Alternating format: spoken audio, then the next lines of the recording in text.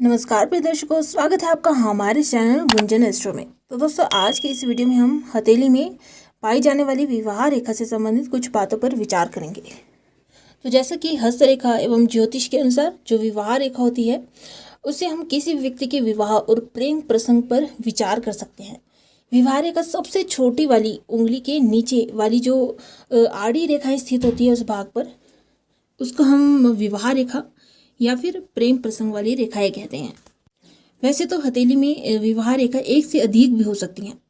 तो हथेली में जो एक से अधिक विवाह रेखाएं होती है, वो प्रेम प्रसंग की संख्या की ओर इशारा करती है। मतलब कि जो आपके इस भाग पर बुध पर्वत पर आड़ी रेखा जो सबसे बड़ी वाली है, गहरी वाली है, स्पष्ट है, तो वो तो आपकी विवाह रेखा है। लेकिन जो उसके साथ साथ छोटी छोटी रेखाएं हैं, वो आपकी लव अफेयर्स या फिर गहरे संबंध को दर्शाती है। तो सबसे पहले तो हम बात करेंगे शुभ वैवाहिक रेखा के बारे में।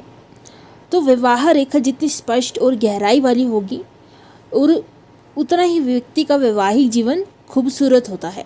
और दूसरा ये, जैसे कि कनिष्ठ का उंगली के साथ वाली उंगली होती है अनामिका उंगली, और उसके नीचे होता है आपका सूर्य पर्वत। तो यदि आपकी विवाह रेखा आगे बढ़ते हुए सूर्य पर्वत तक पहुंच जाती है, तो यह काफ़ी शुभ माना जाता है, क्योंकि ऐसे व्यक्ति का विवाह काफ़ी समृद्ध संपन्न परिवार में होता है। साथ ही ऐसे लोगों के जीवन साथी काफ़ी धनी होते हैं। अब जैसे इस स्थान पर होता है आपका चंद्र पर्वत, और ये केतु क्षेत्र से निकलती है आपकी भाग्य रेखा। तो यदि भाग्य रेखा तो शनि पर्वत तक जाए, लेकिन चंद्र पर्वत से एक रेखा निकलकर भाग्य रेखा में मिल जाए, तो ये भी काफ़ी शुभ होता है। ऐसे लोगों को भी शादी के बाद अपने पार्टनर का सहयोग मिलता है, साथ ही फॉरेन ट्रैवल करने का मौका भी मिलता है। और अगर चंद्र पर्वत से ही भाग्य रेखा निकल रही हो और वो हृदय रेखा तक आकर रुक जाए, तो यह भी एक सुखद विवाह के लक्षण हैं। विवाह रेखा यदि पुष्ट हो, लालिमा लिए हो, तो यह भी दाम्पत्य जीवन को सुखमय बनाती है। सुखद विवाह लक्षण के लिए आप अपनी हथेली को भी अच्छे से देख सकते हैं। जैसे कि हथेली सुदृढ़ हो, आपकी जो तर्जनी उंगली है, जैसे कि फर्स्ट फिंगर है, वो सीधी हो, आपकी मस्तिष्क रेखा महीन हो, गहरी हो, एवं ये भी सीधी हो, और शुक्र पर्वत और उसके साथ वाला चंद्र पर्वत भी अच्छे हों।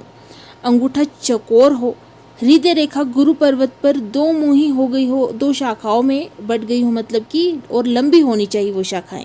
यदि ये सब लक्षण है आपकी हथेली में, तो यह भी आपके दाम्पत्य जीवन को सुखमय बनाती हैं। और अगर आपके गुरु पर्वत पर क्रॉस का निशान हो कुछ इस प्रकार से, तो यह भी दर्शाता है कि आपको अपने जीवन साथी से भरपूर सहयोग मिलेगा, स्नेह मिलेगा। साथ ही आपका जो जीवन साथी होगा, कदम कदम पर आपका साथ देने वाला होगा, खूब केयर करेगा, देखभाल करेगा। और यदि आपकी विवाह रेखा पर आगे चलकर त्रिशूल बन जाता है, तो यह भी बहुत शुभ है, क्योंकि ऐसे व्यक्तियों का विवाह भी काफ़ी धनी संपन्न परिवार में होता है। तो ये तो थे कुछ सकारात्मक चिन्ह। अब हम बात करेंगे कुछ नकारात्मक चिन्हों के बारे में। यदि विवाह रेखा जो है वो नीचे की ओर बहुत ही अधिक झुकी होती है कुछ इस प्रकार से, तो वैवाहिक जीवन में व्यक्ति को परेशानियों का सामना करना पड़ सकता है।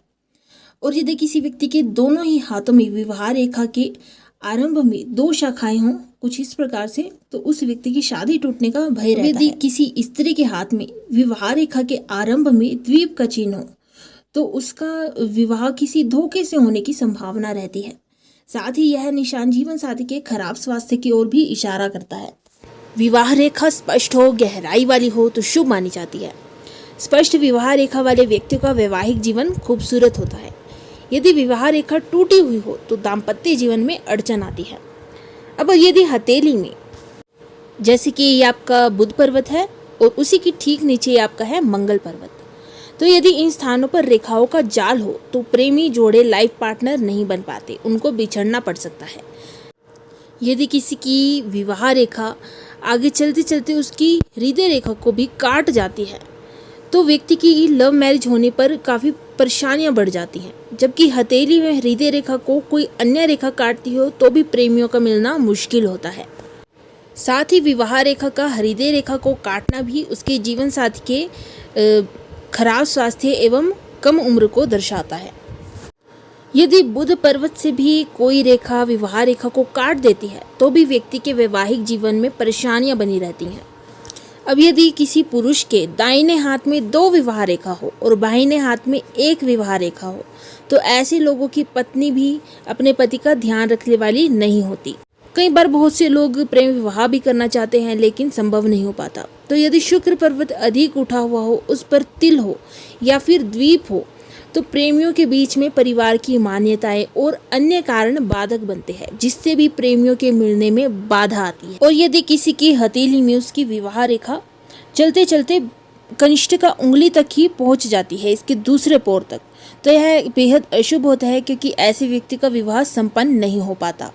तो दर्शकों, ये तो थे कुछ सकारात्मक और नकारात्मक चिन्ह आपके वैवाहिक जीवन के बारे में, जो आपके वैवाहिक जीवन को सुख में भी बनाते हैं, दुख में भी बनाते हैं। इसी के साथ फिर मिलेंगे एक और नई वीडियो के साथ। तब तक के लिए जय श्री जगन्नाथ।